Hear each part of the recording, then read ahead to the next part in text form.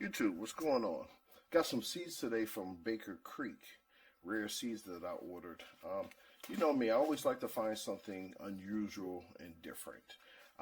Nice packaging. I will say that about their products. Nice packaging. But I saw these the other day on a commercial and I said, I gotta have them.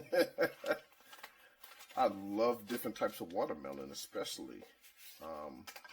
And they gave me these are free. Yeah, these are free when you purchase a certain amount. So, lemon drop, Keho, silver Yamato, royal golden. I'm going to see if I can grow these. I don't have a lot of seeds for the price, so I'm kind of, wow, like maybe it's about 4 or 5 seeds in here.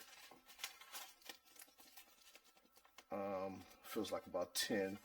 I bet you I have a whole bunch of these. Don't know if I'm a radish fan, but I would try it.